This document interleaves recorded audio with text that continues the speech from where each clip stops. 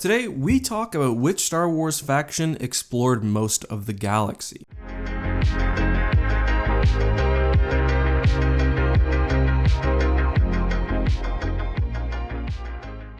Hey guys, this is EckhartsLadder. Hello and thanks for joining me today. We're talking about exploring the galaxy, and this won't be a traditional factions compared episode. Instead, we'll look at the history of galactic exploration and focus on the contributions of each faction. Now, despite being populated for millions of years, with hyperdrive being a common technology for at least 10,000, it might be surprising that much of the Star Wars galaxy remained unexplored. But that's clearly the case. Look, for example, at the galactic west of the core. We have the massive unknown regions, an area that people visit but which has never been formally charted and mapped completely. There's also a lot of wild space, and really the further you get away from the core, the more uncertain things become. Let's look at ancient history. It wasn't until 25,000 BBY, after the diminishment of Rakatan influence, that real efforts to explore the galaxy were made. Early explorers often used sleeper ships, which, as the name suggests, saw passengers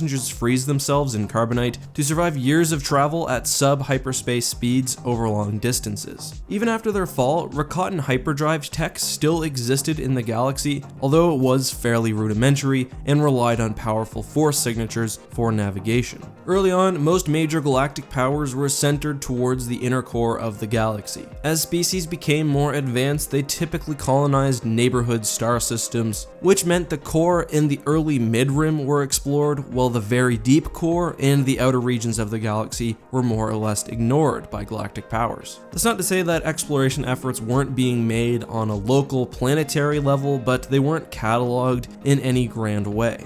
So, going to the early days of the Republic, we see much of the galaxy remained unexplored, and the unknown regions and wild space were much more prominent when looking at a galactic map. The Sith quite often took advantage of this, and if a Sith faction lost a war against the Republic, they would often retreat to the unknown regions, re-establish their empire before returning. However, the Republic made some of the most important advancements in galactic-wide travel with the establishment of several major hyperspace lanes. The early Republic era is responsible, at least in part, for the Perlemian trade route, the Corellian Run, the Hydean Way, and other super hyper routes which shaped the galaxy. However, the establishment of these lanes in a way also hindered exploration. Trade lanes dictated galactic development, which makes sense in a way. There were countless star systems and planets which could instantly become important just by being near a hyperspace lane. And the Hydean Way especially, which connected the galactic north and galactic south, seriously lessened the need for further major hyperspace routes. The lack of a major westward hyperspace route helps explains why the unknown region is still so prominent, and the galactic geography makes the establishment of such a route unlikely, and I've explained this more in a prior video. You may have noticed just a second ago, I talked about the era of the Republic furthering exploration rather than the Republic itself. This is because, although the Republic did directly back some exploration projects, more commonly they worked with individuals and organizations. I have a quote from the Edge of the Empire sourcebook which I think well illustrates this. Thorough exploration of the area around the core worlds such as Coruscant and Corellia has taken place, and the charting of worlds and systems that lie along the major hyperspace routes is fairly comprehensive. The tract of space in between such hyper routes are also well known to astrogators, though there are still thousands of cubic parsecs that are yet to be charted. As a central government, the Republic can't really take credit for the hyper routes even. The Hydean Way was mapped by basically a single individual who wasn't affiliated with the Republic,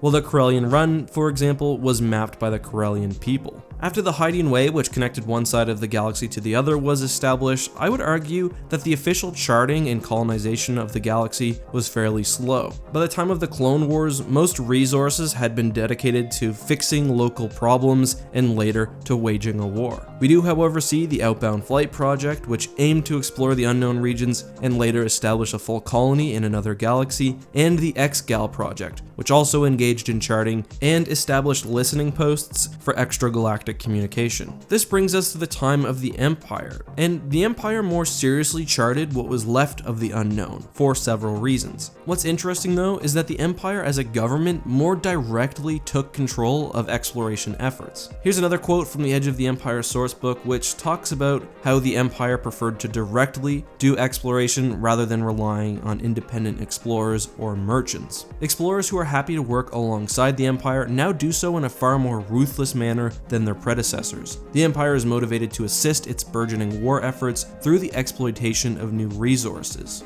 Regulatory bodies such as the Hyperspace Navigators Guild have been pushed to the sideline as the Empire approves of speedier methods by which to locate and monitor possible sources of raw materials. So basically, the Empire isn't allowing individual corporations or people to go explore on their own and claim the resources. Rather, everything has been nationalized, and if a new discovery is found, it seems like it's an explorer's responsibility to tell the Empire. However, the Empire also had its own proper exploratory force. Rebel cells were spread throughout the galaxy, and the Empire was directly hunting them. While doing so, they discovered new hyperspace lanes and established countless colonies, planets, and secret bases. Palpatine personally facilitated much of the exploration. He encouraged the creation of thousands of secret facilities like those in the Maw Cluster, furthered Imperial holdings in the very deep core, including the establishment of the fortress world of Byss, and pushed into the unknown regions like no one else. Under his command, Thrawn also developed the Empire of the Hand, which most likely saw an unprecedented mapping and formalization of the unknown regions. One thing to note too is that for a long time, universities and other academic institutions had long been proponents of galactic exploration and had either directly done so themselves or provided funds for researchers. Under the Empire, all of these would have been nationalized and directly went towards either the Empire's resource needs or the war effort.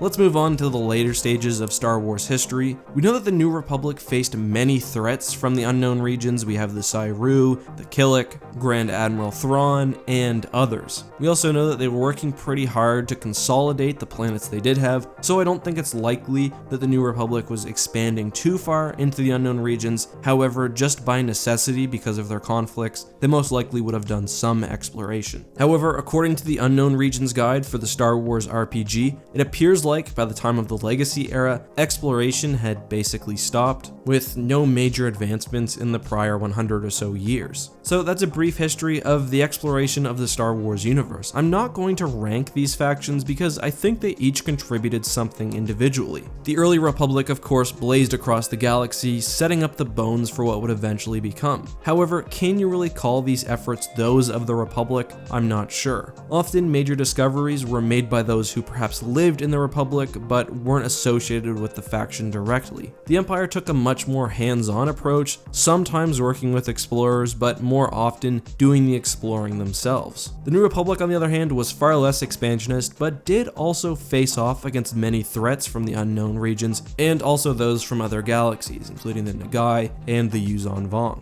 But what do you think? Let me know down below. Also, I'm curious, if you had to live anywhere in the Star Wars galaxy outside of the core, where would it be? Tell me a planet and why. Thanks so much for watching, guys. If you enjoyed this video, please drop a like, subscribe, and turn those notifications on. Until next time, this has been EckhartsLadder. May the Force be with you.